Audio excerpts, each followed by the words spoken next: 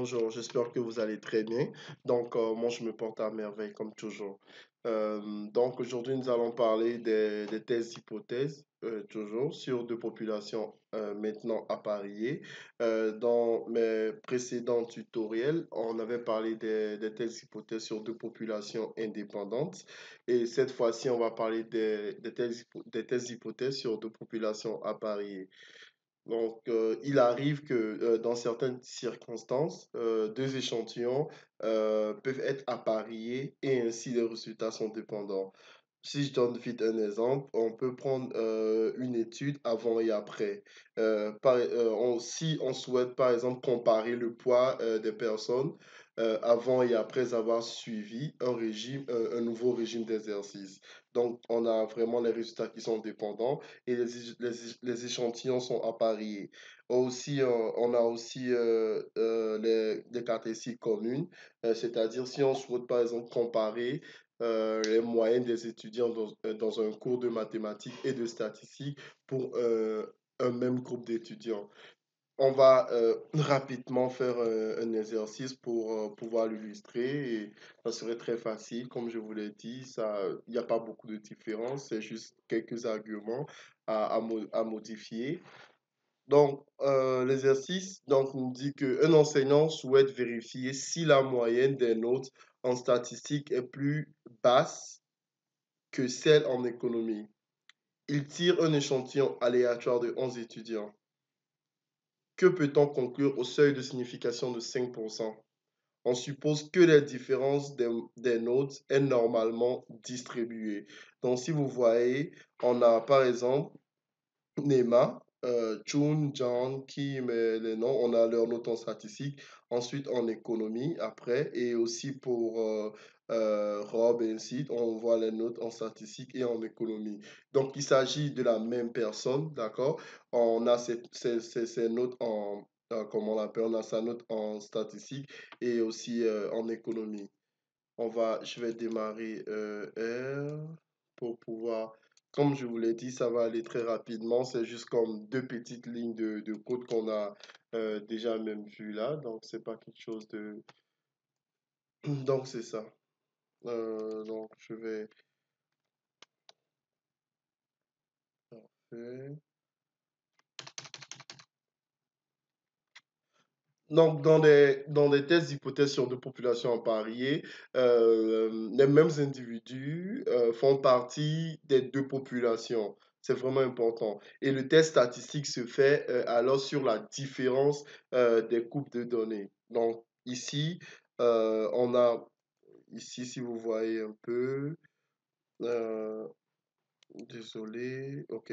Ici, voilà, donc on a les notes en statistique et les notes en, comment on l'appelle, en économie. Donc, de mon côté, j'ai déjà les données comme toujours. Je vais juste faire une copie-coller. Voilà, donc une copie collée. Je vais exécuter, voilà les notes en statistique, voilà les notes en économie. Donc, on va utiliser la fonction t-test. Donc, on va utiliser la fonction t-test. Et ensuite, au niveau de la fonction t-test, on va avoir statistique. Je ne sais pas pourquoi ça ne me propose pas ça. Ok, c'est bon. Économie. Ok, ici, je pense que c'est... Ok, donc, ensuite, l'alternative. Ici, si vous voyez bien, ils disent que l'exercice nous dit souhaite vérifier si la moyenne des notes en statistique est plus basse que celle en économie. Donc, c'est la différence des statistiques et de l'économie qui est plus basse. Donc, on va alors mettre less. Et ici, comme il s'agit comment on l'appelle, donc on met per égale à true. Donc, peu égale à true. Parce que dans ce cas, dans cet exercice, vraiment, il y a cette dépendance des résultats. On va exécuter et bam, on a une sortie. Donc, vraiment, dans la sortie, si vous le voyez, parce que c'est à gauche, donc statistique calculée est négative. Ensuite, on a le degré de liberté. on a le p-value. Donc ici, on voit que le p-value ici, dans ce cas, est supérieur à alpha. Donc si le p-value est supérieur à alpha, la conclusion, c'est que on ne peut pas conclure que la moyenne en statistique est significativement inférieure à celle en économie au seuil de 5%. D'accord? Donc, et dans ce cas, comme c'est le même étudiant, qui a fait les deux notes, il faut utiliser, comme on vient de le faire, un test dépendant pour utiliser l'argument pair qui est true ici. Et comme par défaut, c'est false par défaut. Donc, le coefficient de corrélation, et si vous pouvez même vérifier pour voir, parce que au cas où les résultats sont dépendants, il y a cette dépendance. Donc, vous pouvez même, avant même de faire le test, vous pouvez faire comment on l'appelle, vérifier par un plot. Donc, on va faire le nuage, comme on l'appelle, le diagramme de nuage, comme on l'appelle, nuage des points, voilà le nom. Donc, on va le faire ensemble, statistique, qui va prendre le X, le Y, c'est économie. Ensuite, je vais mettre le point ici. Par défaut, je pense que c'est 21.